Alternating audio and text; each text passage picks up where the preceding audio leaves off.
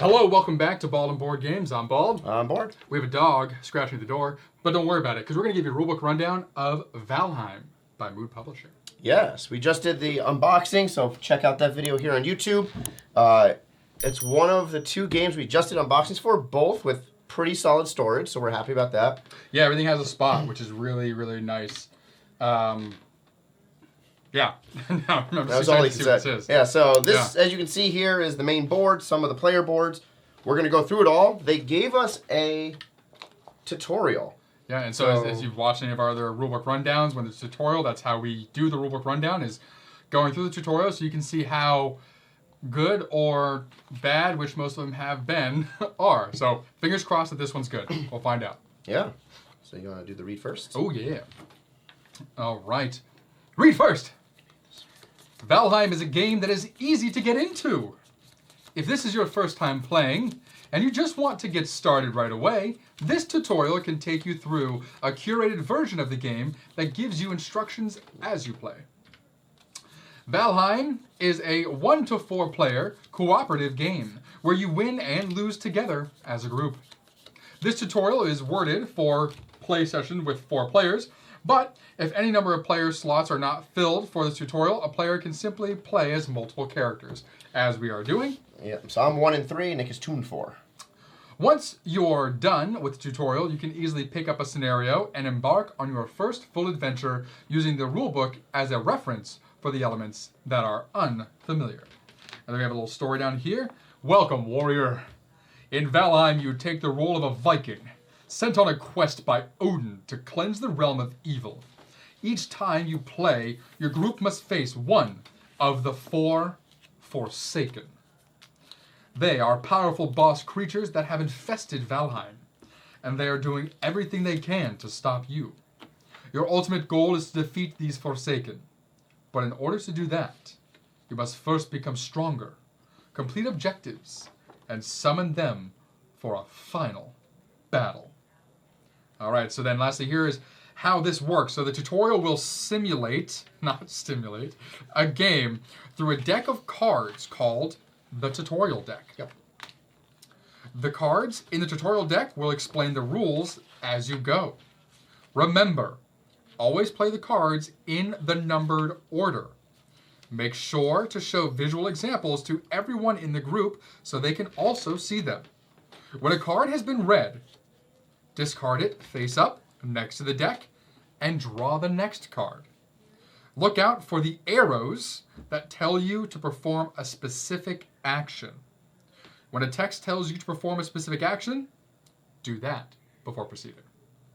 There are only 4 steps to set up the game. Yes. So, we'll leave the overarching view for now until we have to zoom into certain parts. So first is a setup of the world. Assemble the board elements as shown in the picture.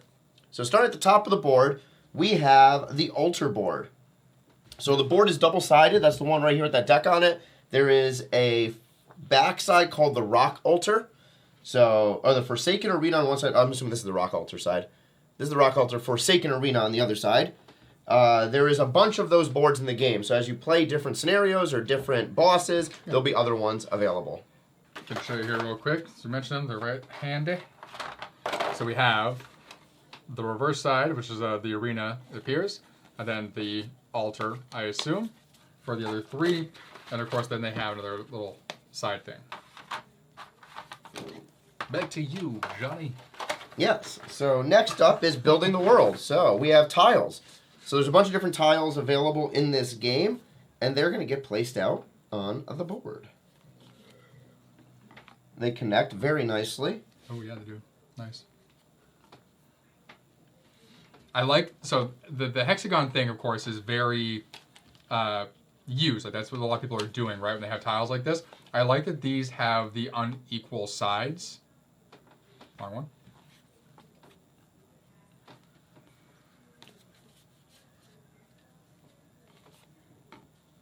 It just makes it more fun. It makes it feel more like a landmass than some board games we're playing. Yeah. Okay. Alrighty. All right, so those are the tiles we'll be using. It says the face down side of the tile shows unexplored, so the back side of any of these. The face up shows explored. It does show us in the picture to have them all face up. Unexplored. So we're doing that as Just showing you. is. Yep. Unexplored. Explored. So I assume during the main game they're all going to be unexplored, and as you go, you randomly find out what's on that tile. It's kind Yeah, of as fun. you travel the line. I like that. And then down here on the board, we have the equipment board. So there's going to be a bunch of equipment that's going to go down there shortly. We have the resource tray and the token tray. And then the very bottom center thing that Nick built here is the house board. It is a larger representation of a house tile. This is where you place gathered resources and arrange crafted furniture. Oh, that's perfect. The way our camera is, it's at this angle, so it sees right inside nice. it. All right, player tray. So we'll go over Nick's view here. So create your warrior. Create your warrior. So each person chooses a player board Yeah. and then the magic miniature. Yeah. Choose. So I'm just gonna make video game sound effects the entire time. And for the miniature, you can see he has a little thing on the bottom. What are you calling this? I don't know. Base. Base. Thank you. Yeah, it's like a rubber colored base. Yeah. It's like character ring, and I'm like, I don't like how that's worded. Character ring. Yeah, I'm like, it's definitely a better name. Every character has their own Nuva ring. Yeah. It does not matter which color ring you choose to go with which character, but if you take yellow, you must take the yellow two equivalent tokens, which are the tombstone and the animal spirit. Mm-hmm. Oh, so I wonder if these would get. So there was like 3 extra of these, which we can probably just take them, but like these probably also go in here for like when you die. I don't know. Cool. Uh, We do this when we do rulebook rundowns of any sort. We try to think ahead, or we ask questions ahead of the next line that usually answers it for us. Place the following cubes on each player board. Red at the top left in full health, yellow on the 4th space. Oh boy. In the middle. Yes. I counted this. I was Oh, like, no, that's 8. 0. Yeah. The bottom spot is 0, where X marks the spot. Did it just say that? Yes. Hilarious. Boom. What did I Okay. just say? Full health. So health and energy. What said those were? Stamina. Stamina. Health and stamina. Makes sense. So next up, building your character with skills. In Valheim, players have individual skills that help define their characters and make them unique. So you have 1 star, which are traits. You have... You're still on my view, so. Oh, my bad. We can go... Perfect. 1 star, which are traits. 3 star, which are occupations. And then we have... Yep, knew that was going to happen as soon as I touched them. That's fine, actually. That works. And we have Power of Odin skills. Ooh, fun. Which are these little things. So, trait skills, and again, the only clarification is trait skills have 1 star. Occupation skills have 3 stars.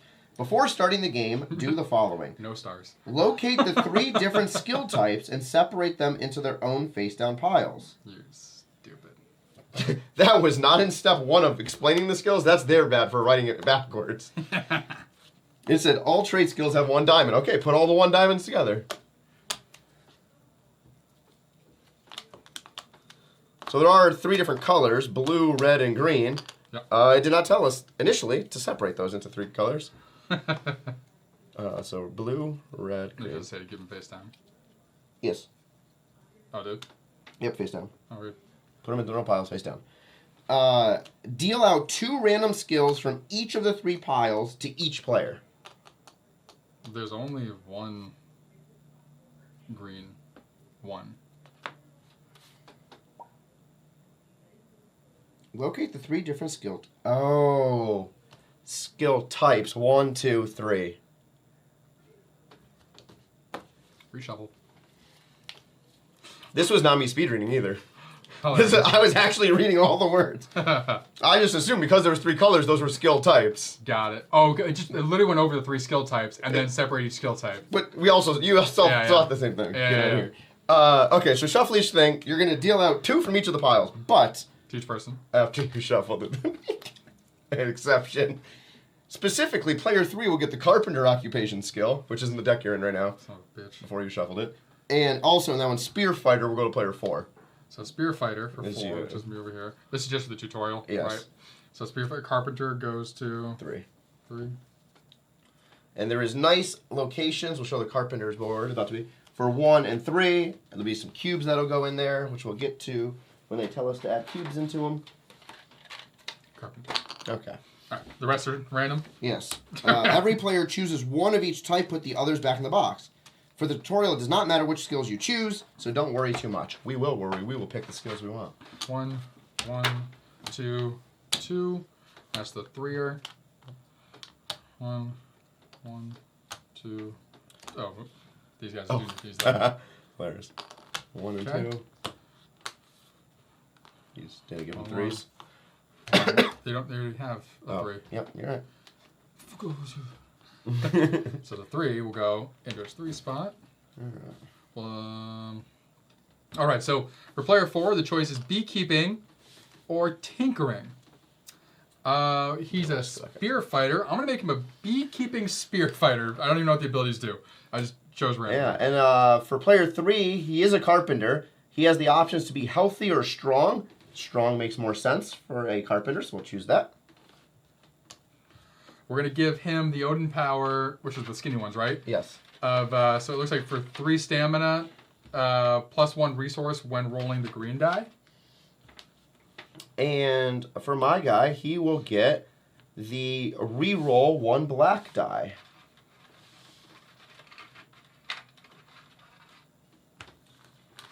We can just stack them all off to the side and deal with it later. Yep, that's what I was doing. Okay, so for us. Let's see. So for my number 1, there's a choice of pyromancy or Pyromaking. sapping. Well, I'm going to take pyromancy because that's awesome. Use a fire weapon to defeat, I assume that means an enemy. +1 for fire weapons and ignore being burned, looks like. Nice. I have the options of hoarding or courageous. Hoarding, I can take 5 more resources on my turn. Courageous, defeat large animals. We'll take courageous. For my number 3, I have Explorer and Smith. So Explorer can end turn on a tile not adjacent to the house. It looks like I get +1 movement. Or I can, it looks like, make a weapon, spend 2 stamina to add 1 weapon to a red die result. I'm going to go with Smith. Nice. I'm like heavy red. I'm a pyromancy and a Smith. And I have Gatherer or Mason. Gatherer would have went really well with my other option over here I had. But I'm going to go, yeah, let's go with... I mean, you probably could have looked at them both at the same time. I'm going to go with Mason. Craft anything requiring the mossy rock. You may change something to something each turn. And for my Odin powers, I have potentially add +1. I assume that means hit. Or +1, it's a weapon symbol, an axe symbol to a hit. Or I can gain 1 resource from a critical green. I'm going to... Oh, make sure you just shield to a hit. There we go. I'm going to go in heavy with the hits. I'm going to do add 1 to a hit. And I have the options of trading 4 matching resources for any other resource. I don't want that because I'm going to take remove 1 negative effect. Except for these here. That way we don't knock them off. What are you going to knock this to knock that to knock? I'm going to knock that. Okay. So we now are set with our 4 characters. So I am a pyromancing Smith. I am a courageous mason. This is a strong carpenter. And I have a beekeeping spear fighter. Nice. So, at the end of that step, it says, each player should now have 1 trait, which is the 1 star, 1 occupation, the 3 star, and 1 power of Odin, the skinny one. Place them in their correct spots on the player board. Final preparation. H. Take the tutorial deck. Place it face down as shown. On the left-hand side, the right-hand side will be the discard pile. Do not shuffle. Make sure the deck is in order with the 1 being on top. Boom. Most annoying thing is they sorted that 1 to 55 and not 55 to 1. I saw that. I was like, you can't be kidding me. Place the Eichert, which is this individual, in the area above the deck. We will need his actual name. Eichthea. Sure. In the area above the deck? Yes. But then, Say this? oh, it's already here. Never mind, we don't need that. But that's for, we need the mini. Oh, yeah. So This is just his combat card. Okay. So he goes above the deck. Yes. Okay. I was just looking at showing one of these. I forgot we had those, yeah. 6? Yeah. Oh, yeah. Boom. Bam. Place the 2 equipment decks on their spaces. Those are next to me over here. So we have the right-hand space down I pulled out, yeah, because... there. We have the blue deck. The blue deck is full of armor. Nice. We then have red and green together. Red is weapons. Green are tools. Cool. For a second, I thought I was face up for a moment. I'm like, oh. But no, that's cool. That's the back. It's like a workbench. Yeah. That's fun. And then a crafts thing, equipment crafting there. Blacksmith. Cool. Nice. place your minis on green in here too. the middle. Interesting. Oh, as I said, red and green together. Weapons and tools together. Armor separate. Nice. And then for this tutorial, each player will take the starting items as descripted. Why are you being so confrontational? They're trying to shoot us? Yeah. So humorous. Bronze sword to player 1. Flint axe to player 2. Oh, yeah. Hammer to player 3. Leather tunic to player 4. Alright, final piece of information on this. Event cards. In the game of Valheim, there will be a random event at the end of every player turn. Once a player ends their turn, they draw the next event card and play it out. The tutorial deck that you are playing will now include the event cards in that deck. Nice. So you don't have to worry about taking it. There is event cards, obviously, in the sections. Don't take those out. They're in the deck. I like that. When you're not playing the tutorial, use the other decks. Each Forsaken has their own. There's 4 Forsakens.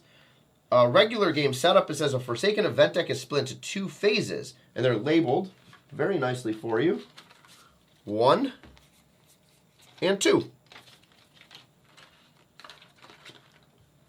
And it says to put 1 on top of 2. If a player cannot draw an event card because the deck is run out, the game is lost. Ooh, interesting. So there's a timer. All right. And then it says to start the tutorial, player 1 with the bronze sword will draw the first card. Cool. And that's garbage now. No, that'll be the quick how to learn again. No.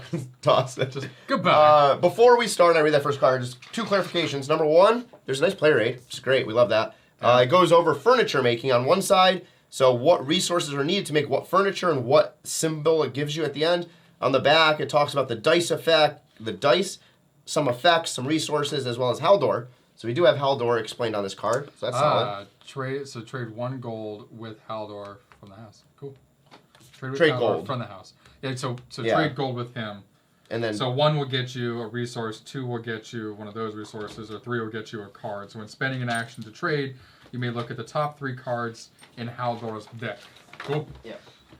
Just for you all here, as we're going through this tutorial, because this probably won't be in the tutorial, we'll show you what we have here. So it had this nice upgrade for Haldor. So it has a chest here. So actually these coins, which are called coins, are probably not even in the chest. Or you'll put them in the chest probably when you do it, I don't know.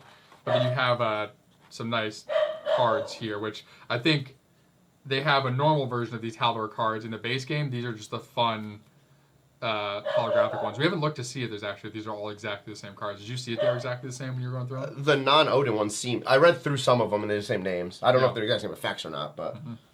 But yeah. So we have that. Haldor's deck. We'll put all that here for now. Second thing to call out is they do give us rules for expansion content, which is specifically GameFound exclusive expansions. I guess we'll call them expansions. So if you're looking at any of those tiles or cards and wondering what the heck they do give you a paper for that. We're not going to read over all of them, but it does say very clearly that all normal rules apply, so they kind of just fit right into the game. Nice. Okay. Love it. Now... this is no one's, right? Reroll, no. It was just out there. Just Must have been, yeah. Yeah. Alright. Alright. Let's do this. So, beginning of tutorial, card number 1. Step 1. Introduction. Welcome to Valheim, warriors. You find yourself somewhere in the wilderness of Valheim. So far, you've managed to build a house and light a fire. Set the house on fire. Odin has tasked you to defeat the dreadful Forsaken Ichthia. But to do that, you must first defeat the large troll that is lurking in the Black Forest. Once you have done this, Ichthir will answer your challenge at his altar. Cool. So now we're on the board. So it says then discard this and continue on to the next card. There we go. First steps. Every player will have 3 actions they may perform on their turn. A full list can be found on the player aid cards. Sure. There's probably actual, like... They are. I didn't take them out. You have them all over there. Yep, they're sitting right here. They didn't tell me to take that on the tutorial. But they are right here. Those little ones? Oh, they're going to be normal size cards. They're right here. There we go. Have a player aid. I'll take player aid. Hey, there we go. All right, play aids. Each player has 3 possible actions on their turn. Inside the house, you can cook, eat, craft, ignite, brew, fabricate, check on the bees. In and outside the house, you can move to, collect, ambush, exchange, craft / sale, ship, start a trade. Collect may only be done on resource spaces. Cool. When you return in the house, you receive all furniture benefits. At the end of your turn, draw from the event deck. Perfect. So one of your available actions is moving, as Nick just said. It shows a 2 there. You can move up to 2 spaces. Spaces are separated by white lines and tile edges. Mm-hmm. So we can actually zoom right into that for right now. Yep. Boom. If you move onto a face-down tile, flip it face up, continue moving on the available spaces. Player 1 will go first and spend their first action to move, but must flip over the adjacent unexplored tile first. Okay, so these will be flipped over. Should have shown us that in the thing. It'll probably make sure that we set the tiles That's up true. in the correct way.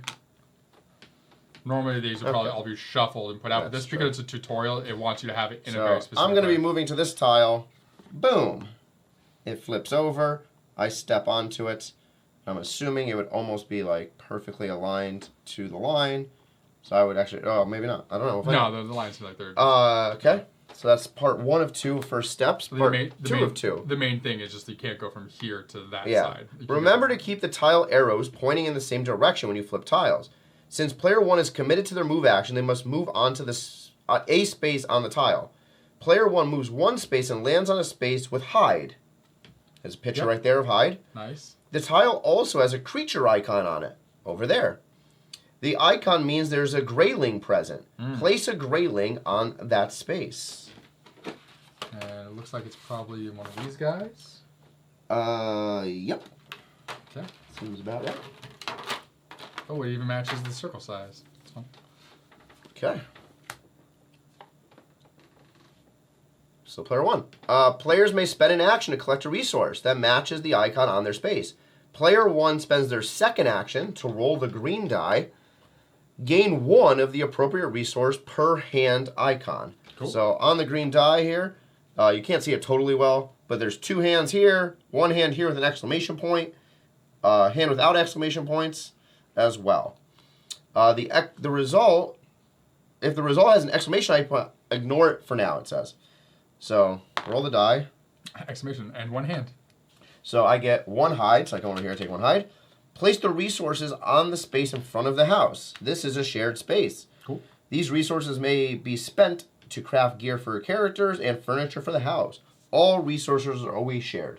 Nice. I don't have anything that activates. All right, and then ending your turn. Player 1 spends their final action of the 3 actions to roll for more hide. 2 hands with exclamation point. So 2 hide. Nice.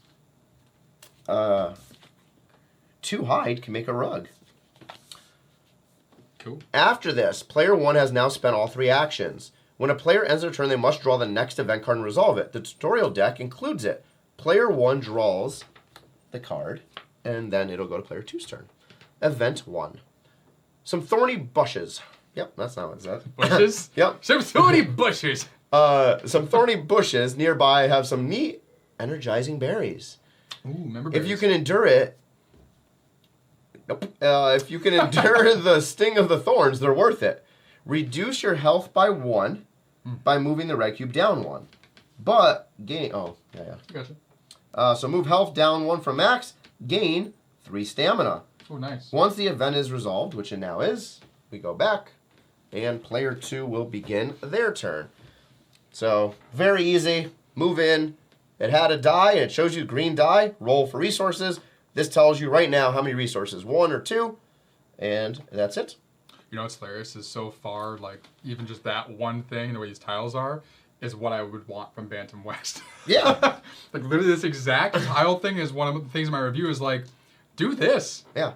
Do this thing. All right, here we go. Player 2. Cooking food. It's player 2's turn. They also have 3 actions. Let's try to cook a food card. Shuffle the food cards and place them face down on the deck space. So we're getting the food cards right now. Okay, food cards. Says to shuffle. It said we had a fire, right? Yes. It's right above the food. Yeah, I didn't know if that's what, if like it showed that picture It specifically. just said the words. Okay. Cool. But I'm assuming it's indicating this fire on the board. Yeah. Must be an upgraded fire. All right, food's there. Okay. Player spends 1 action on cooking. So player 2 spends 1 action on cooking by flipping the top food card and placing it on its first available space.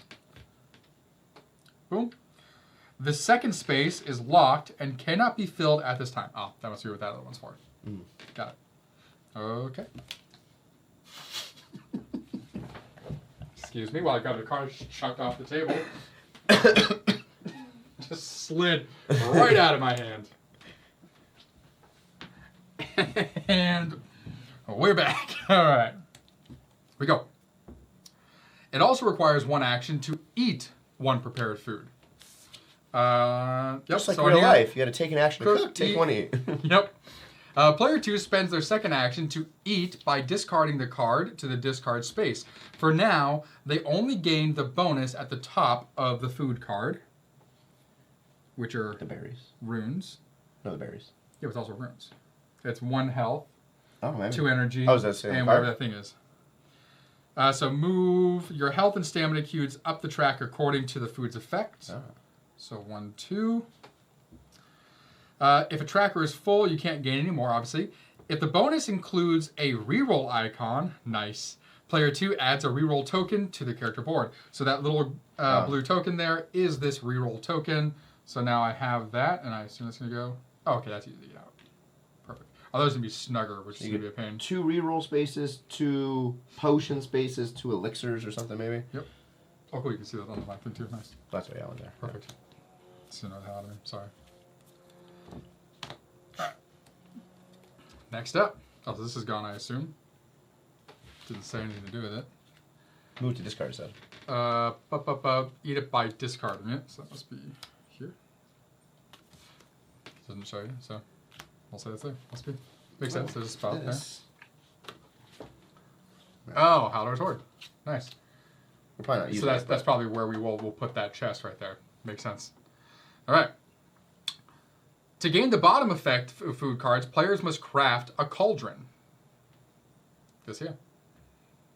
To unlock this second food space and fill them both with 1 cooking action, players, to unlock the second food space and fill them both with 1 cooking action, players must craft a table. So, see the furniture overview sheet for details on the furniture. So, here it shows you. So, to craft a table, we need 2 wood and 2 stone. For the cauldron, we need 2. I don't know exactly what that ore is. I'm assuming it's like bronze. Must be iron. Or iron. Because it's a cauldron, right? I would assume iron is the bomb table. Maybe. Mm-hmm. Because Okay. bombs are fermenter. Okay. But this is what Interesting. So to gain the bottom... got it. So to gain the bottom effect of the card, you need the cauldron. To gain this, you need the table, which it shows. Yeah. Perfect. I was confused for a second. And I think it says when you unlock, you'd unlock both. When you cook, you would get both. Right? Yeah, Is that what it says? When you cook, you would open 2 cards? Yeah. Huh. Yep. For player 2's final action, they move 1 space to go to the same space as player 1. Hey, buddy. Their turn is now over. They must draw the next event card. You can go to the 5 now. Yeah. So I moved there. Event number 2. A cliff face next to your house gives way, causing large boulders to tumble through your homestead. All players in the house take 3 damage. No one's there? Or are you guys there? Oh, you're there. They're technically. both, they're both That's there. that spot is, yep. Also, your group gains 1 stone and adds it to their shared stash. The mossy stone? Yeah, it's only stone that's there, right? Only 1 stone. Once the event is resolved, player 3 draws the next tutorial card. Player 3!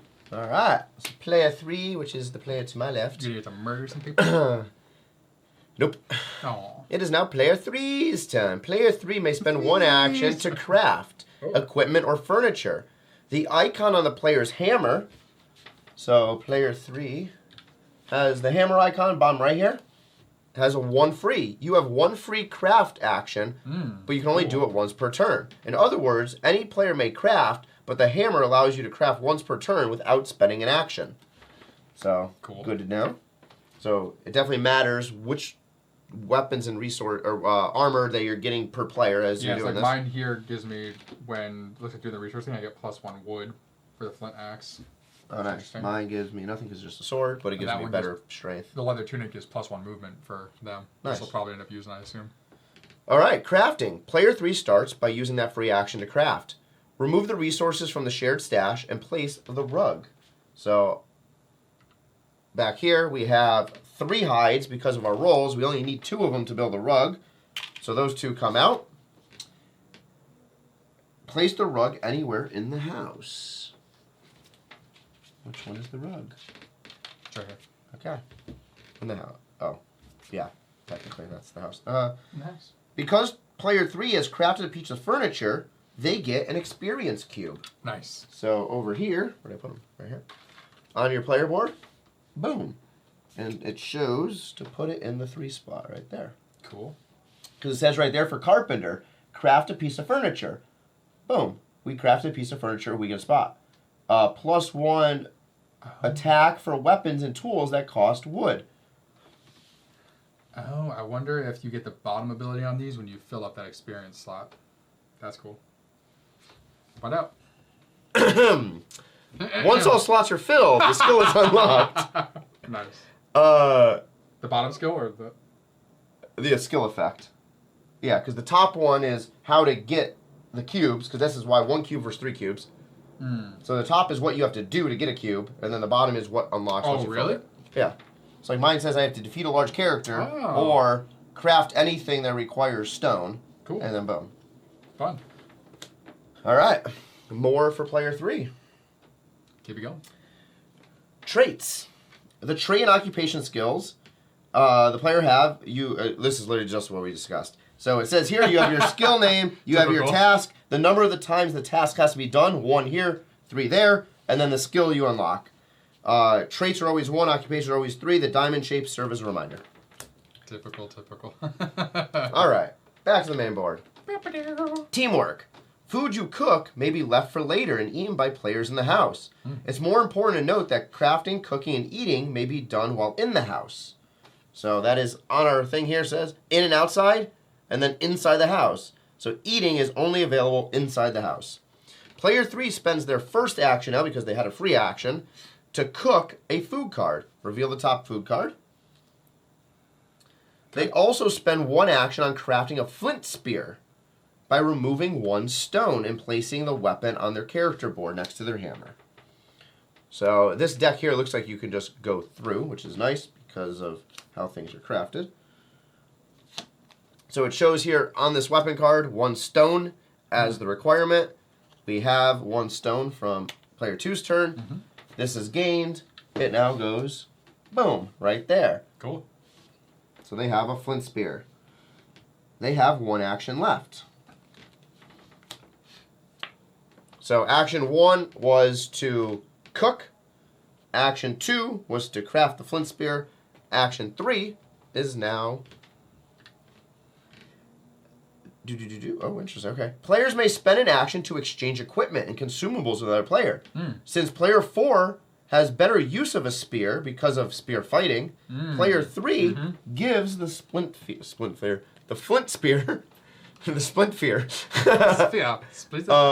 to player 4. The effect of the rug in the house, as not shown on the rug icon. Right here. It's on there. Oh, it's over there. Cool. Oh, the rug, not that's hide. Yeah. Looks the same. You use hide to make a rug. I know. The effect of the rug gives 1 stamina to a player when they end their turn in the house. I am now ending my turn in the house. Stamina will go up 1. So up 1 on the yellow track. Cool. So these don't need to be random then? No, how you they shuffle don't. Them? No? No. Cool. It says it doesn't matter the order. It's red and green, I guess. That's what I was doing. Player 3 now draws their event card. An old fallen tree trunk lies on a nearby hill. It would take a bit of work to chop it up, but more lumber is always useful. Spend 2 stamina, 1, 2, to gain 2 wood. It is now player 4's turn. All right, player 4. Hi. Player 4 now has a spear, and there is also prepared food for them. They spend 1 action to eat the prepared food, gaining the benefits and then discarding the card. So they gain 1 health and 1 stamina, because they can't gain more than their max health. And thrown into the trash. Wasted. Wasted all that food. Just the tail. Yeah. Neck tail. A necked. Interesting. Player 4 must defeat any 3 creatures with their spear to unlock their spear fighter skill. So it says a spear fighter over around here. Use a spear to defeat a creature. So do it 3 times to unlock the skill down below. So let's try to defeat the nearby Greyling in combat.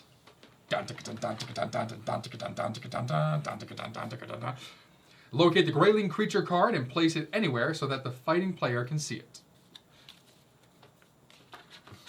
Put it right there for y'all. I'm assuming it's that side of the card. Yeah.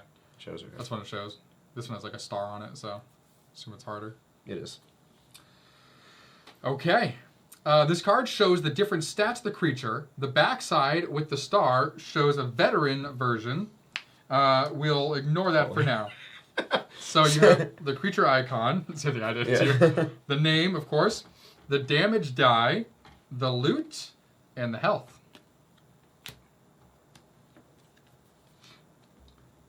Ambush. To initiate combat, you simply need to move into a space with the creature. Combat also starts automatically if a creature moves into your space. In other words, if you ever share a space with a creature, combat starts. Yeah. And just for clarification, space is not a tile. Space is a blocked off space on a tile. To attack before combat, you must spend an action to ambush.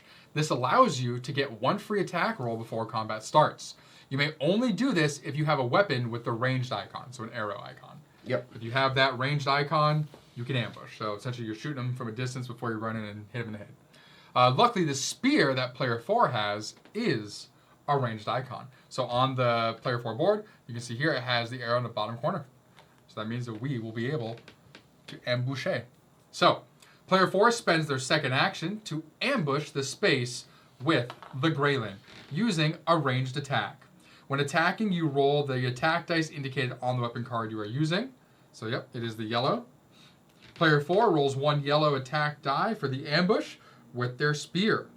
For each of the axe results, the Greyling takes 1 attack point.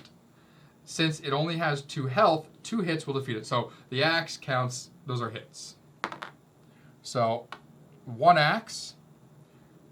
You can place red cubes next to the creature to help track hilarious. How much attack points they received. I was grabbing that before you said it. I'm like, yep. Why don't we use this marker? Red cube. Boom, boom.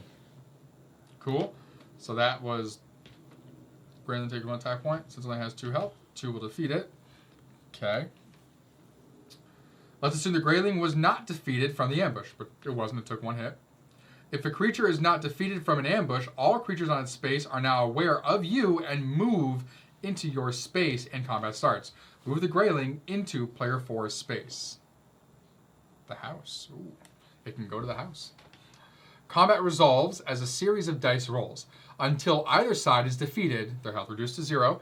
If combat has not ended after your first die roll, you simply repeat until one side is defeated. So he will roll black die. I assume it's going to tell us to keep rolling. All right, so the active player always rolls all attack and or defense dice and the damage dice simultaneously. So, active player, thank you. Player 4 now resolves combat, rolling 1 yellow from their spear and 1 black for the Greyling. Note that the Greyling does not have any special effects on it, which are the exclamation points, so those results have no effect. If you have 2 axes, it's 2 hits, 1 axe is 1 hit on the die, and then on the black die, their hit symbols are this weird, like, symbol, star symbol thing. So there's 2 of those on one on the other side. So all hits are always applied. Even if you defeat the Greyling, you still take damage. Those simultaneous. Yep. So 1 damage and 1 hit. So the Greyling gets defeated, but I take 1 damage. Boop. Once the Greyling's health is reduced to 0, just was, it is removed from the board. Add its loot to the shared stash, which is one of those little flesh icons. No, that's amber. Huh? Amber. Oh, is it amber? Looks like amber. Because player 4 has defeated a creature with a spear, they now add an experience cube to an empty slot on their board. Boop. Underneath the skill, I put that there. If they defeat 2 more creatures with the spear, their skill will unlock, and they will deal +2 attack points with any spear as long as they're at full health. Solid. Each player also has the power of Odin's skill underneath their character illustration. For the power of Odin's skill, players may spend the indicated amounts of stamina to perform the effect. And so on there, we have the stamina required and what the effect is. Power of Odin's skills may be used at any time, also outside of your turn, and on any player, even on others than those using it. They don't cost an action, just stamina, and they take effect instantly. So that means you can use literally at any point in time. As long as you have stamina. Yep. As long as you have the stamina to do it. So for this player, I could use that to do +1 resource when rolling for gaining resources. Don't need to, not doing that.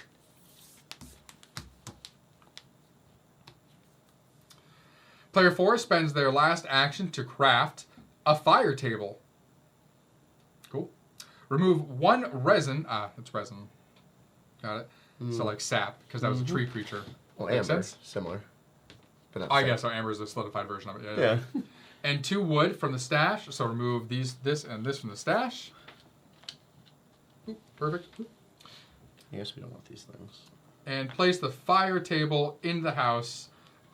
You will use this later. Oh, right, because they're top down. There you go. They have standees, but you guys can't see it from the top, so. So we got a fire table. That's fire.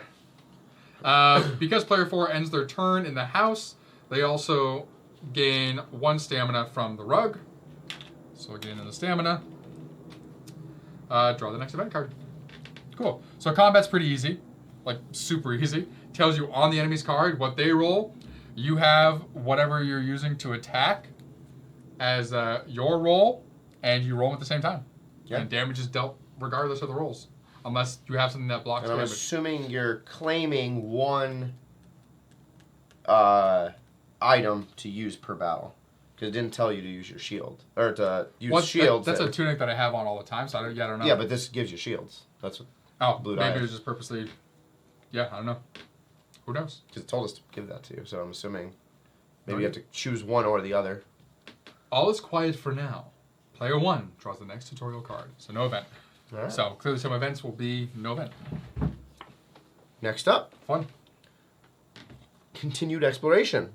Player 1 spends their first of 3 actions to move into the unexplored meadow by flipping it and ending their movement on the space with a wood resource. What's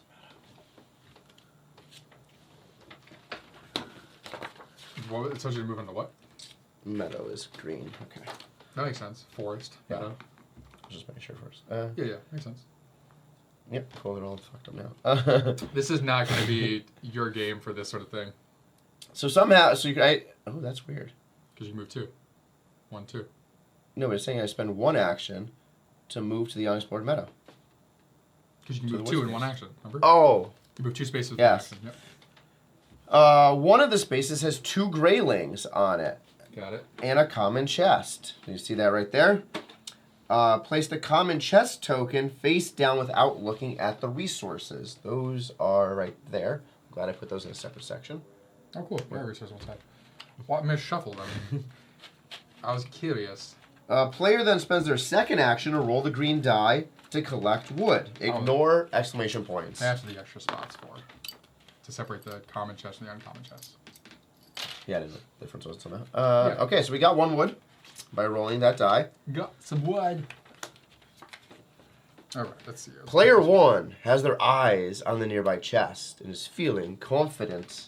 No, I'm courageous, not confident. Player 1 spends their last action to move into the space with the greylings, automatically starting combat. We'll fight 2 of them. Where's the card? Okay. Yep. But there's a problem. Because there's 2 greylings and 1 player, the player's outnumbered 2 to 1. Whenever a player is outnumbered, they take 1 extra damage Oof. every turn unless all damage dices are blank. So if both black dice... What? Dices isn't a word. I know. If both black dice... You plural. You negate it altogether. If the black dice are both blank, nothing will happen. But if there's at least one hit symbol, you take +1 total. Not +1 per die, just +1 total. I said you're rolling 2. I don't know how to get the I think you're still just rolling 1 because you're taking double whatever it does. Because there's 2 enemies there. Let's find out. Because it says... Just take an additional one, it says. Unless all damage dice results are blank. Damage dice, not the damage die. I guess they could have multiple dice. Yeah. All right, assisting in combat. Players also have the option to assist others in combat. If combat happens within 1 movement space, which is 2 spaces by default, so 1 movement action worth, the player may spend a stamina to assist. Here we go. Player 3's leather tunic gives them 1 extra movement. This may be used to assist from farther away. Maybe it isn't. We'll find out in a second. Yeah. Player 3, which is my other guy, will spend 1 stamina to move 1, 2, 3. With Nice. 2 spaces, there are no longer an outnumber issue. So you use 1 stamina to get additional movement? A movement action.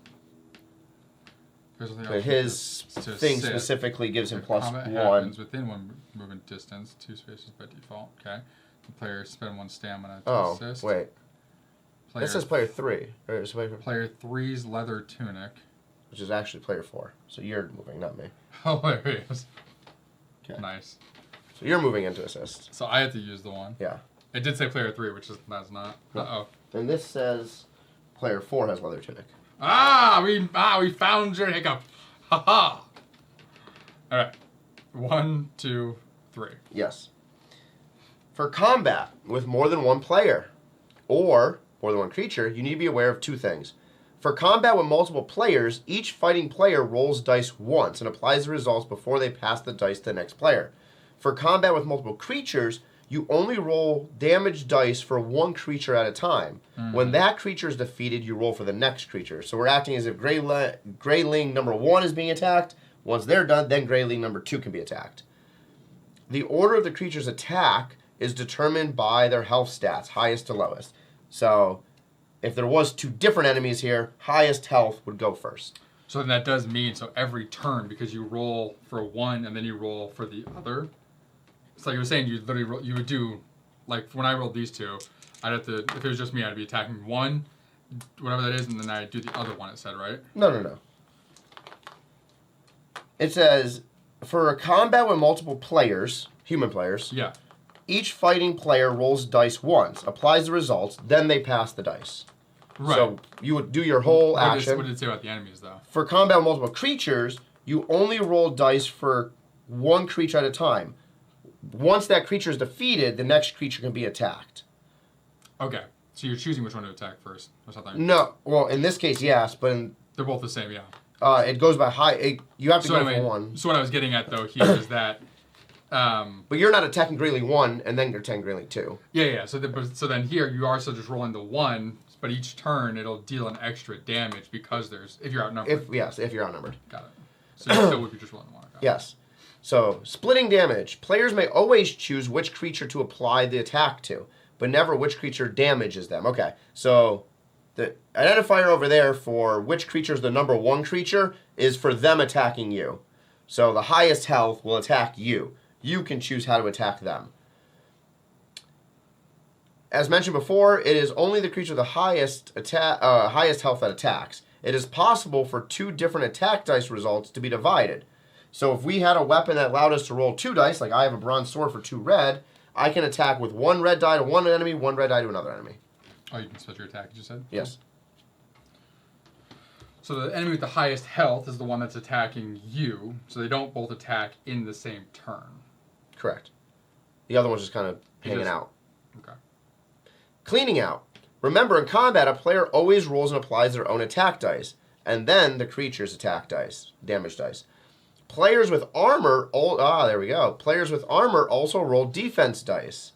1 shield on the blue die negates 1 damage. Player 1 rolls for combat, followed by player 3 until all Greylings are defeated. For the sake of tutorial, players ignore any damage that would reduce them to 0. Remember to add loot to the shared stash whenever a creature is defeated. Okay, so it says pretty much play out combat, right? Yes. Okay. So for the fun of it, we'll play out combat. Oh, stats on the card specifically. Okay. So I, as player 1, have a bronze sword. So just for clarity's sake, it's the highest health stat, not just like in general highest health. So Oh, if you were to damage yes. that one, and then there's a different creature, they're not going to then attack because that one's damaged. Yeah. That makes sense. Cool, but yes, I was just rereading it just to make sure I understood it. Okay, so with multiple of us there, like you would roll your attack and the monster's attack die in one go. Damage die, yeah. Damage die, and then I would do the same thing, and we attack Until the one creature until that one's dead, and then. No, we can attack however we want. Sorry, we can attack whoever we want, but the other creature with the lower attack or lower health will not attack us. So that one's dead. Okay, I'm there, catching up. I'm good. Okay, what's going down? Alright. So it's my attack. I'm doing Steve's way. You both have 2 health. Oh, removing. Yeah. Gotcha. Alright, so I'm attacking first. So I roll both. So I deal 2 and 1. They deal 1. So I take 1 hit. One of these are completely dead. We gain 1 of these. One of these has 1 health left. Now we'll go to you. Cool. So you get a roll. I get to roll a shield. Yep. Spear, and I roll their attack. Exclamation point doesn't do anything for them. I got the 1 attack there, which kills them, and I would have had 2 shields to block it. So now we gain the other amber. Where did we put that? Or whatever. Sorry. Yeah. Yeah, whatever. What was this? Not amber. It says resin. Resin. There we go. I guess, yeah. So, okay. So now we have defeated the monster. And now collect the chest. Player 1 has no actions left, but picking up tokens is a free action. Before they end their turn, players open the chest by flipping the token. Boom. So here it shows a coin and a hide. And I'm assuming these coins for the horde are replaced. Oh, interesting. Player 1 has now finished their turn, draws an event. That's funny. They had us make a resin fire table wrong in the tutorial. They gave us a cheaper one. What did they say to use? They said to use 1 and 1 instead of 2 and 2. That's all we had at the time. Ah. I believe. Yeah, 1 resin. Oh no, and 2 wood. So we only use 1 wood. Oh. Because you. Who made the table? I did. Do you have a thing that allows you to make a table? Oh no, because you didn't get a specific thing. Yeah, just yeah, right there. Player 4 spends to. No, that's getting a thing. So no, because the wood. Yeah, I don't know. Player 4 spends. No, because it allowed you to craft for free. You got the free action. Not craft the rug. Yeah, for free though. No, free action, not free resources. Yeah. I meant you don't need an item to craft. No, I know, but I was wondering if you had an item that gave you the extra thing. That's why it said that, but you don't. Oh no. Yeah, this just gives a discount there. That's all. Because you had. Did you just put wood on there? We got 1 wood, right? For the chest. No, 1 hide. We got a hide. So how do we? Oh, I got the wood here. You got how many wood? 1. Oh, when you moved there, you did that before moving into fire. 1, 2, 3. Actions wise. Got it. Yeah. Okay, go. So we should have 1 left. Yeah. So, player 1's event. The dreadful sounds of screeching creatures fill the air. Repopulate all vacant creature spaces. Whew. Vacant creature spaces are spaces with a creature but no player. Okay, so we're fine. Player 2 now begins their turn. Okay. Here we go. It's now player 2's turn. They decide to explore the Black Forest tile behind the Greyling. So that's going to be this one here. Player 2 spends an action to move around the Greyling into the Black Forest tile by flipping it. So 1, 2, 3 into here.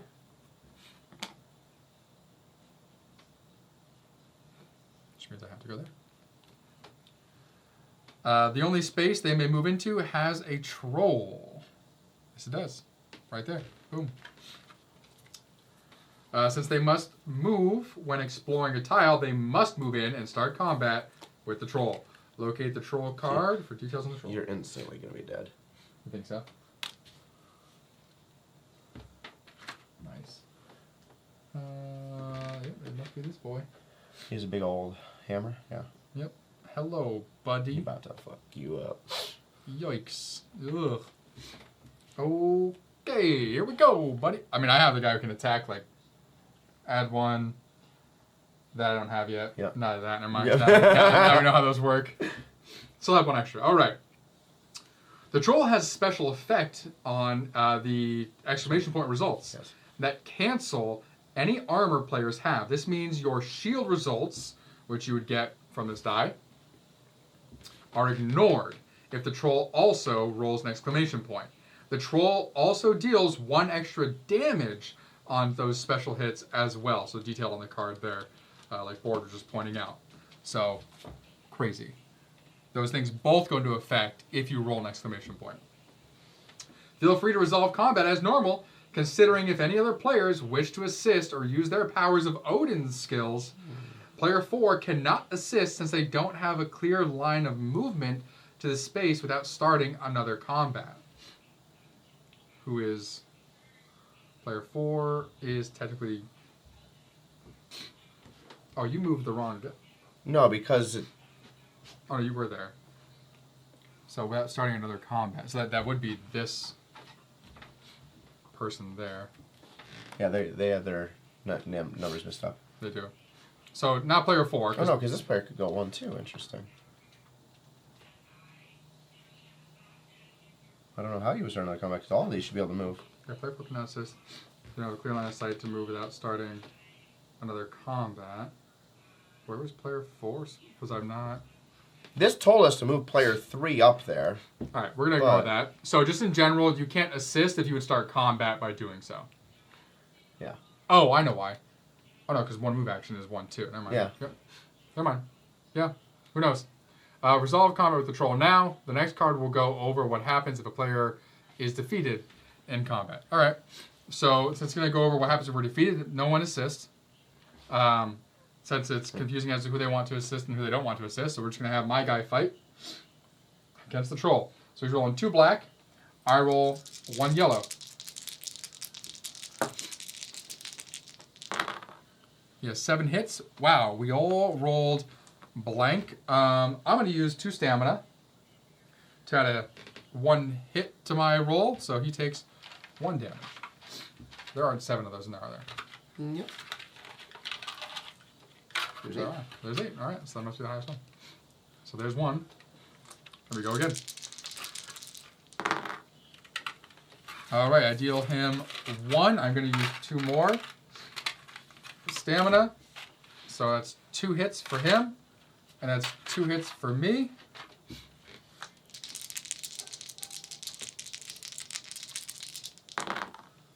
Oof. So he's hitting me for 1. You rolled a blank. I did. And I rolled a blank. And getting demolished And here 2. now.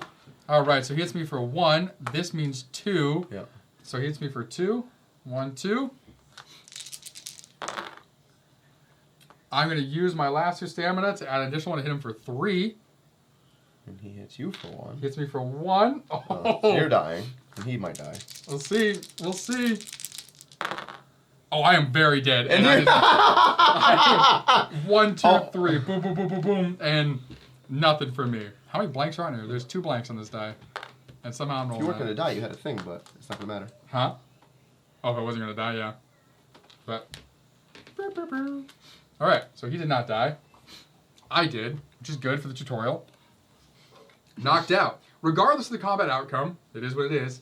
Player 2 resolves the following steps. Choose 1 equipment card you have and remove it from the board. For this example, remove the flint axe. So I'm just going to go just back now, I guess. Place your... Oh, nope, it goes... It's actually showing me I'm putting it underneath my thing, I guess. So as you're placing it underneath my player board. So for this example, remove the flint axe. Place your tombstone token, which, again, normally would be in a standee. Like if you're playing by yourself, but because we're doing the top down, we're just going to do this. So place your tombstone token on your current space.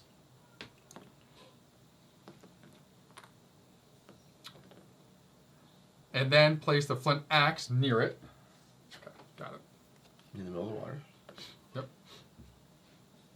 Yep. The equipment may be picked up, again, for free by any player on the space with the tombstone. So you can go I really wish they just loot gave my us corpse. 2 tombstone tokens for each player. Why? And you put one on the space and one on top of the stack over here. I mean, you can also just do like what they did, and you can just hold on to it.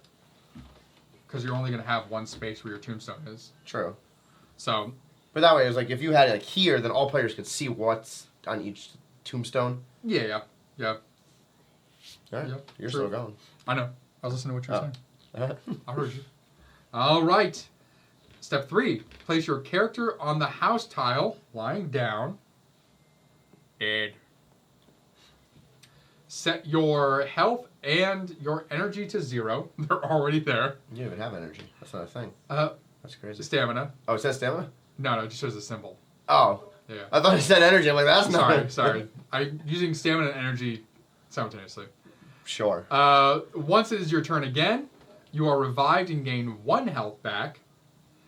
End your turn regardless of how many actions you have left, and do not gain furniture benefits. You still draw from the event deck, but any unconscious player should ignore effects that have them fight or spend/gain health/stamina. Player 3 draws the next tutorial card. Player 3 does, okay. I am player 3. This will be a very short turn. Player 3. Fast forward. So, yeah. Let's simulate a few turns of progress. Place all players back in the house. And give all players full health and full stamina. Okay. About to be a big old battle. Give player 2 their flint axe back and remove the tombstone from the board. Got it. If the troll is still on the board, remove it and make sure you have 3 coins in your stash. So just fast forwarded and it's like, hey, you did a few turns, you got all back, you're healthy, you got some shit. Now we're doing this. Flip all tiles face up. Do not add any new creatures. I know. Yeah, I mentioned that. You weren't listening. I wasn't listening at all. I mentioned that when we got the first coin. Additionally, players gain the following things.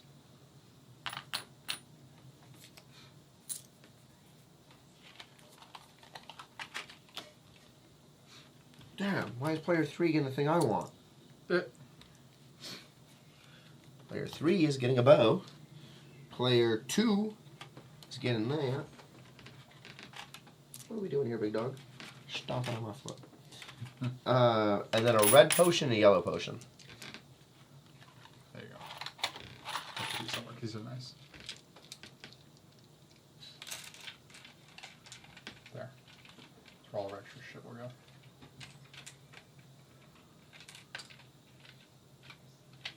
Whatever. Red potion, yellow potion? Yeah. Give it up.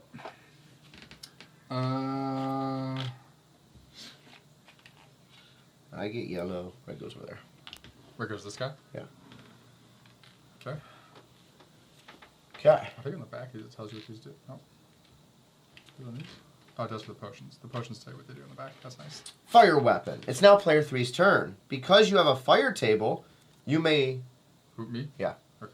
Because you have a fire table, you may spend 1 action and 1 resin to add a fire token to a weapon. Ooh. So remove 1 of the resin, which I just did, gain the fire token. So the fire token now will go onto my bow. Interesting. Cool. Weapons with fire on them have +1 axe in combat. You may not transfer fire from one weapon to another. Each weapon can have a max of 1. Remember, bonuses such as fire or those stated on the equipment card only apply when you actually roll a hit, not a non-blank. Okay, makes sense. This goes for bonuses and armor as well. Make a noise. Players 3 spends their second action to move to the nearby hide. So player 3 is green. Yeah. Boom, hide. They roll green to gain hide for the resource space. Gain 1 hide. Whenever a... Oh, almost snapped the shit out of that. Oh no, don't do that. We're good. I was using my left hand. Whenever a exclamation point is rolled with a green die, all creatures within 2 spaces move 1 space closer. Oh boy. Imagine that has now happened. The nearby Greyling has moved inside. Resolve combat. Go for it. So we have the Greyling card again. I now roll 2 yellow dice. Sorry. And a black die. I guarantee... Nope. I am guaranteed to get 1 hit more as long as I roll at least 1 hit. I guarantee leaves. Oh, there we go. 3 hits total. No hits by them. Dead. Nice. So we get a resin. Once combat is over, player 3 moves back into the house as their final action. They gain a stamina. It's already at full because that's what it told us to do. Cool. And now resolve the event. You come across the collection of strange talismans buried in the mud. All players get a reroll token. Ooh, nice. Oh, I forgot I had that. I could have used that. That's what I said. I also said, I was like, oh, you had a thing if you weren't going to die anyway. I forgot. Well, earlier when I rolled a blank, I could have used it. I completely forgot about it. I thought all players get 1. Rerolls can be used on any of the dice colors except black. Makes sense. So you can use it on any of the player dice that you're rolling. You cannot re-roll an opponent's roll. You may have a max of 2. Spaces on the board tell us that. Player 4 now draws the next card. All right, player 4. Player 4 spends 2 actions to move to Haldor's space. Oh, he has a specific space. Cool. I'm assuming it's this one. Yep, I'm doing this too. I was like, where the hell would the mini even come in? That's why. Because he has a space. And then that would go there for the cards. Yeah. And these are... I think they're the exact same ones. Those are just holographic versions in the box. They look the same. Cool. That's what I said. I just didn't look at them perfectly. Dope. I like it. All right, spends 2 to move to Haldor's space. I am blue and dead. Oh. Oh, 2 actions it says, right? Yep. So 1, 2, 3, and then my second one is... No, you only get 2. You don't get a third. His tunic gives him the 3rd movement. Yeah. Haldor is a lone merchant residing somewhere in the Black Forest. He will trade wares with you for coins. Shuffle Haldor's deck and place it on its space in the equipment board. So that's up here. Can't see. Yep. Boom, right here. Already shuffled. To start a trade with Haldor, you must spend an action on his space. Haldor also does house calls for a small fee, so you can spend 1 coin and an action in the house to start a trade as well. Player 4 spends their last action to start a trade with Haldor. Okay, so use my last action to speak to Haldor. No. When trading with Haldor, a player may spend any amount of coins to buy resources or equipment from him. Paying for the wares is not an action. When trading, you may always reveal the top 3 cards of the deck. If you wish to reveal 3 additional cards, you must spend another action to do so. The overview sheet details what you may buy from Haldor. So this is the overview sheet. So again, like I said earlier, so 1 coin you can buy one of the basic resources, 2 coins to buy one of the more premium ores, or 3 will be to buy one of his cards there. Since player 4 started a trade, they reveal the top 3 cards. Player 4 spends 3 coins to gain 1 of the revealed pieces of equipment and places it the rest at the bottom of the deck. Player 4 draws the next event card after that. Okay.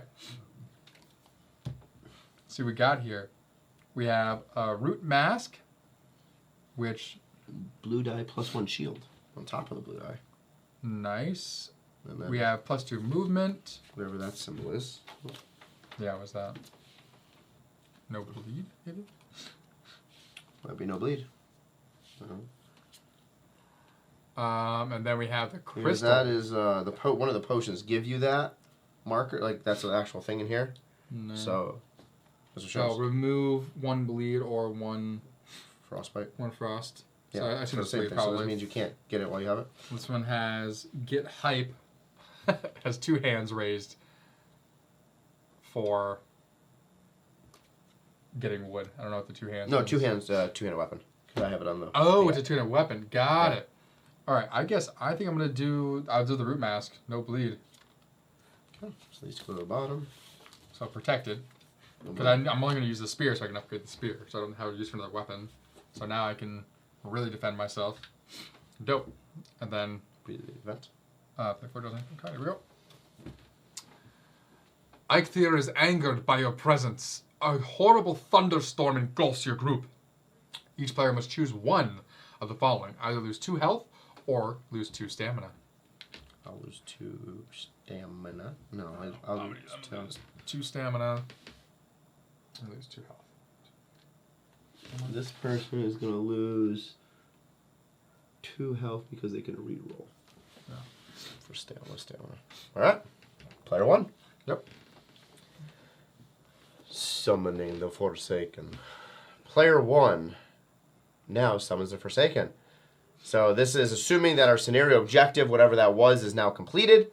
So therefore, the Forsaken can be summoned at their altar. In this case, you defeated the Troll and the Eikthyr.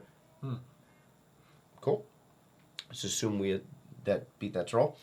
Player 1 spends 2 actions to move all the way to the Eikthyr altar space. Which is right there. Yep. 1, 2, 1, 2. Yep. Spend the last action to summon him and begin the battle. All right. There is no going back. Move the tutorial deck and discard from the altar. Flip the board. Thank God that one comes off easy. We'll put those right there. Each Forsaken arena is different. As a rule, players cannot enter a space with the Forsaken.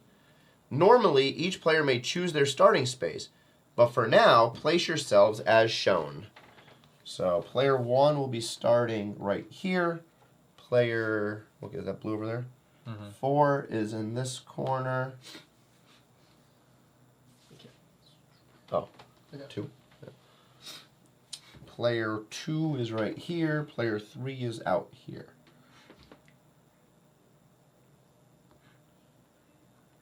Okay. So we can start anywhere, typically? Typically, you can start anywhere. Okay. You just cannot start where he is. Negative effects on spaces are not applied unless you move into them. Okay, so starting there does not make them happen. Cool. Prepare the arena. Place the Eikthyr in the center. Place the black Forsaken cube on the Eikthyr health track, so he has full health. So full health is the upper left corner. So you have to get through all these lines of health, it looks like, to kill him. In regular games, the Forsaken starts with 1 fewer health for each 2 event cards remaining in the event deck. Since we're not using an event deck, it's expected that we're at full health. Locate the Eikthyr card and place it with the dice result reminders face up. Cool. So this just says, we'll just read it real quick. You can put it right next to the Yep. Yeah. Red and yellow dice, apply the player's attack dice first. Blank on the black die. Turn Eikthyr 1 space towards the active player, shortest way, and stop when facing them. Lightning bolt. Strike is the normal hit symbol. Oh, there's a little arrow thing on there. Fun. On the front here, there's like a little tip.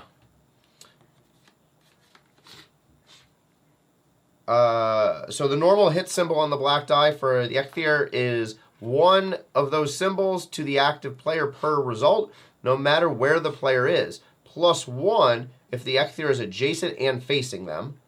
So they would hit you for 2 if they're also facing you and adjacent. And then the exclamation point, draw and reserve the next arena card that the Eikthyr has. Draw and reveal. Yeah, so he's going to have a deck of cards here in a second. Oh, you said reserve. That's what I was like. Oh, yeah, reveal.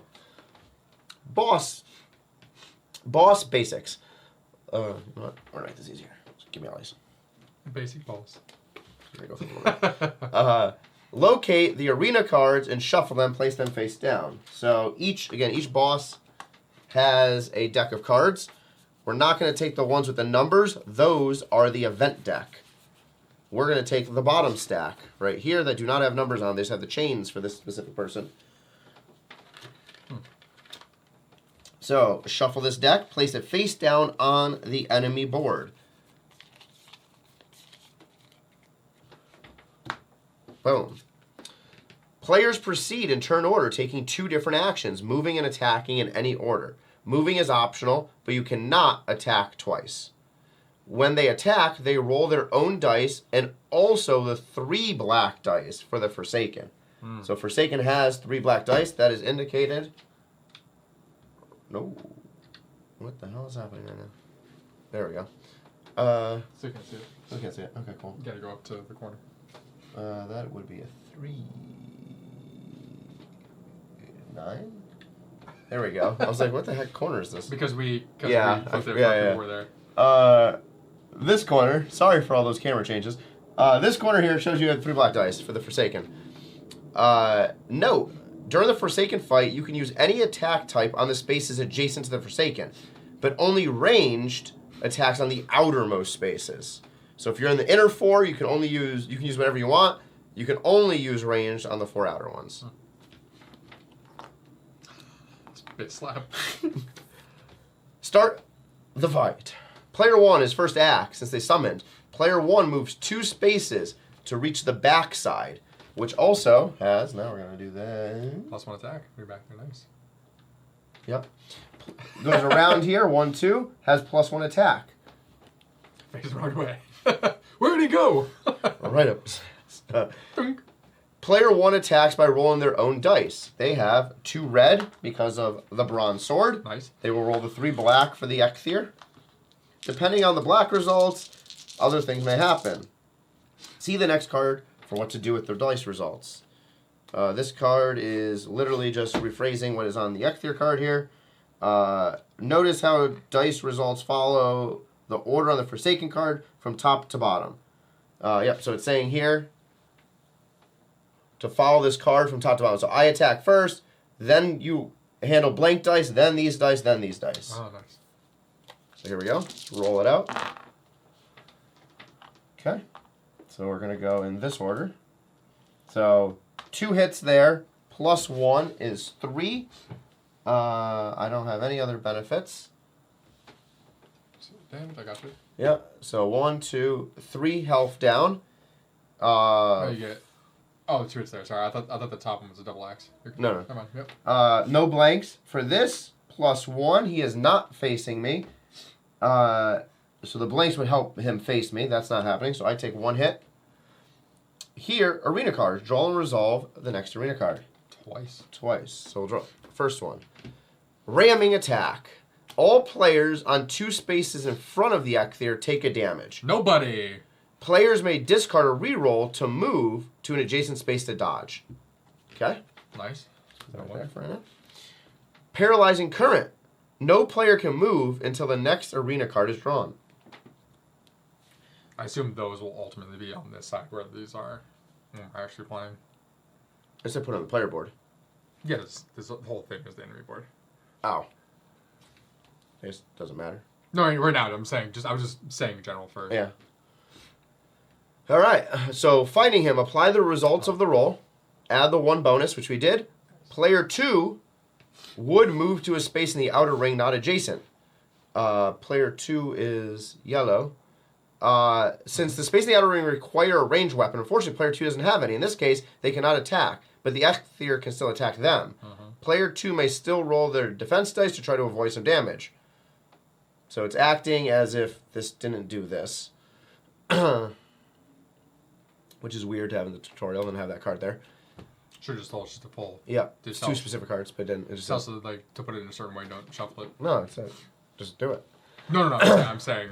And you say draw 1 per. Yeah, I'm assuming 1 per symbol. Yeah, it's fine. Yeah. So we're gonna assume this card's not active. Boom. We're assuming we're in this order. Cool. Okay. So it says for you to move to the outer space. Okay. But I had to discard something to do that, right? No, you get 1 move action and 1 attack action. Oh, so it's not during that then? No. This specifically said no player can move. Oh. That's why I was like this. Gotcha. Okay, so I use my 1 action to move. I lose 1 stamina moving there. Oh, you can move to any space in the outer ring. You don't have to go the one with the 1 -1 stamina. Oh. I didn't realize that symbol was there. Then. Yeah, so you don't lose your stamina. Yeah. So now it says you cannot attack him because you do not have a ranged weapon. Right. He can attack you. Roll the dice for the Ekthir. Got it. So he's attacking me. I'm not attacking him. But I can. It says something about I can use my shields though. What? No. Right? No, that was. Yeah, something. player 2 may still roll their defense dice to try and avoid some damage. Yeah. Oh, just Yeah, so I'm going to use because you have that one, thing. and I'm going to roll my 2 dice. So to use my shields, I have to use 1 stamina to do it. So I got 1 shield. And we got our order of operations here. So blank first turns them towards... Turn 1 space towards the active player. So we'll go that way. Then it's going to hit me for 1, but it doesn't because I block it. Yeah, if he was adjacent and facing you, would be +1. Right. And then draw a card. This is draw this. Boop. Energizing Storm. Ekthir feeds on your fear. Ekthir heals 1 for each player in the 2 spaces in front of him. So, just 1. Until the next arena card is drawn, players take 1 damage when performing the move action. Oof. Alright. Ouch. Player 3 is green. Player 3 has a ranged weapon and may attack from the outer ring. Player 3 rolls for combat to apply the results. They choose not to use their allowed move action. That's hilarious. That lined up great. Mead. So player 3 has mead. No, they don't. Player 4 has mead. What? Oh, it's 3 and 4 on the same card. Gotcha. So player 3, they roll for combat. So let's do that first. Yep. So they have 2 yellow dice for their thing. They have a red fire token. So they get automatically +1 hit with the token, and then everything else will happen. As long as you actually deal damage, you get +1 hit, right? Yes. Cool. Oh, on hit, yeah. 1, 2, 3, nice. So 1, 2, 3 damage, and then I'm gonna get murdered. Alright, do I have anything else? I can spend 3 stamina, 1, 2, 3, to re-roll a black die. Because he's gonna turn, well, I'm green. Yeah. He's gonna turn twice. I'm gonna re-roll one of these. Nice. Cool, we'll spend 3 more stamina. Do it again. Oof. I'm just gonna That's not better. Okay. That is not better. That is 4 damage. So he's gonna turn Why would once. What? Turn him this way. It What? doesn't say clockwise. It just says 1 direction towards. That's true. It does say that. Turn 1 space towards the active player's shortest way. Yeah. Which either, okay, cool. So the shortest way would matter, like here, like if he's Yeah, there. so he You takes can't the go 3. that way. Yeah, now. Yeah. So then 1 hit to the active player per result. So I'm gonna take 4 hits. 1, 2, 3, 4. Oof. I'm still alive. It's fine. And that's it. Okay, now it's the other one here. So now player 4. Yep. So player 4 has mead. Mead may be spent freely to gain the indicated amount of the benefit. Player 4 moves to any space with another player, Nice. spends their health mead to give them 2 health. Okay, sure. We'll do it. So 1 action, and I'm going to take 1 damage for performing the move action. So we'll go the 1... So landing, staying there is ready to pay that, or even going through I it? said the effects are when you enter the space. Okay, so I have to spend 1 to do that. Or he can move 3, actually. 1, 2... Nope, still not enough. Okay. Boom. Yeah, it is. No, it's here. Yeah. No, 1, That's okay. 2. No, it's an inner circle and an outer circle. It's specifically an inner ring and an outer ring. That's bad drawing. It's Okay. electricity. Yeah, I know the electricity. Okay. Yeah. All right. So then I'm using my mead to heal you too. Cool. Right. I took a damage myself for doing that. We're both in this space now. Yep. Player 4 then rolls for their combat. Because I have arranged. All right. So I am gonna roll both my shields, my axe, and here's 3. Because it's never said we can only use 1 item, so... Do not ever say that. Which wouldn't make sense anyway, like the They're both armoring on, up yeah. also. And then one of them gives me +1 shield to start already. Okay. How am I rolling? I'm rolling 1 of every single symbol again. Insane. So I have 3 defense. And I have 1 axe here. So we will leave that be. Alright, so he takes 1 damage. Boom. Then blank means he turns towards us, right? Yes, it does. So bang, damage would be dealt 2, an additional 1 because he's facing, Correct. right? I have 2 plus my other shield, blocking 3 damage worth, so that's fine. Not taking anything from that. And drawing a card. Bolts of electricity. Eikthyr releases an arcing bolt of lightning. The active player takes 2 damage per exclamation point. Then all players in the same or adjacent spaces also take 1 damage per exclamation point. All right. So green will take 1 damage. I take 1. Same or adjacent. Same or adjacent. Oh, to him? No. To me.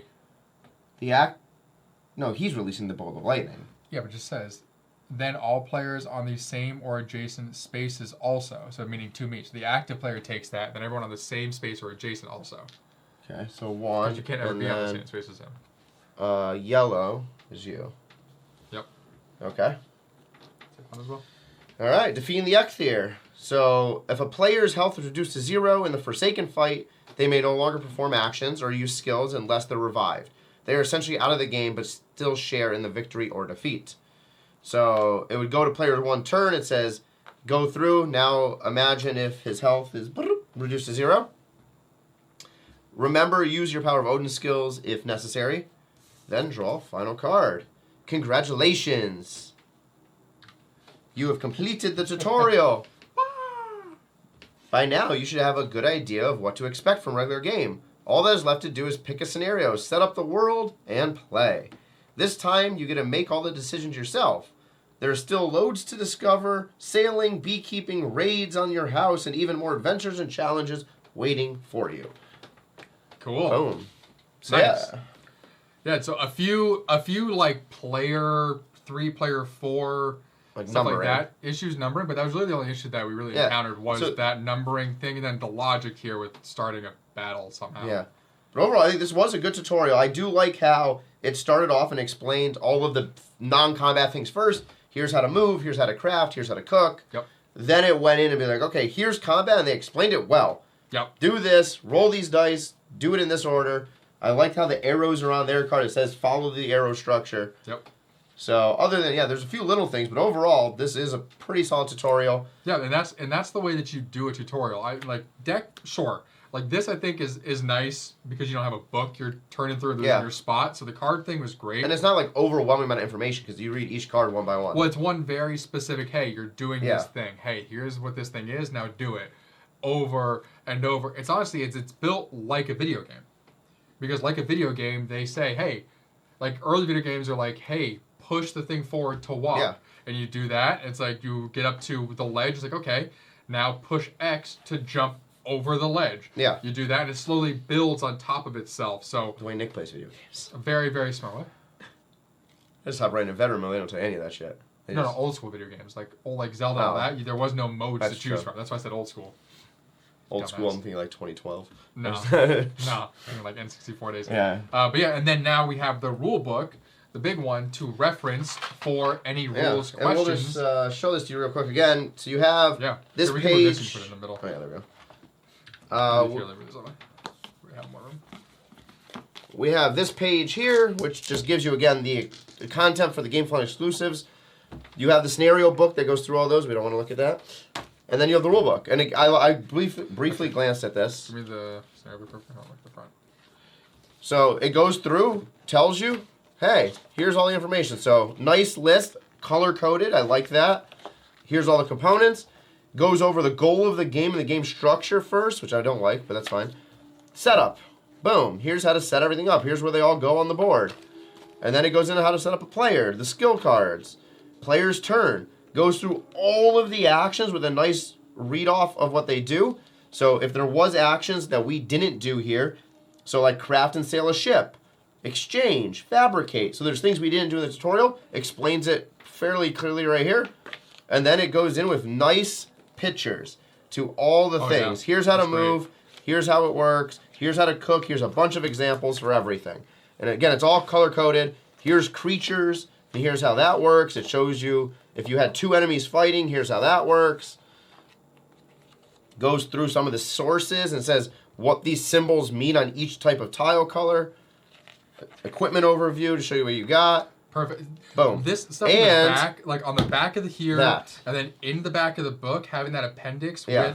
with all of those Skill things overviews. and the cards, like every game should have that. That's Yeah, that's and then incredible. boom, yeah. All the iconography on the back, very clearly stated of what means what. And perfect, turn reminder, which is perfect to have on the back. So you can see all the iconography and know, okay, boom, boom, boom, boom. There's the 4 things I do on my turn. So I will show you a couple things really quick. We won't go in depth on this. But first of all, they do recommend that you go in order of scenario, like if you're playing through, starting with 1 all the way through to the end, because they're going to get more difficult as you go. So there's 14 scenarios in here, and they have instructions on how to make your own. They have some other stuff here about gifted items, whatever that is, didn't read it. But to show you the scenario setup pages, super simple. Map, things to start with, story, objective, special rules. And on the back side, how to make your own. Looks great.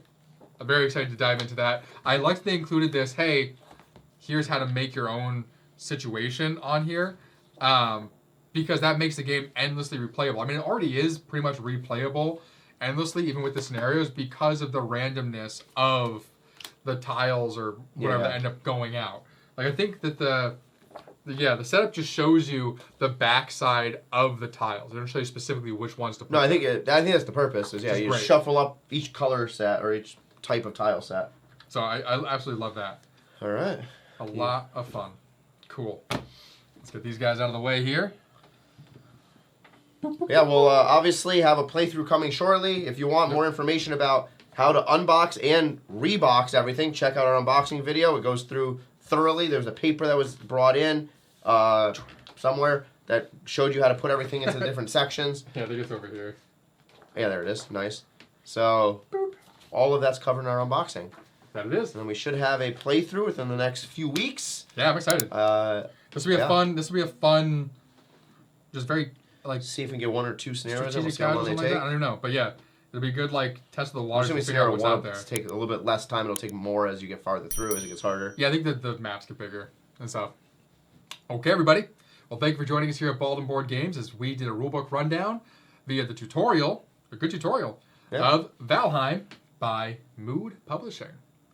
I'm Bald. I'm bored. And we will see you in the fjord.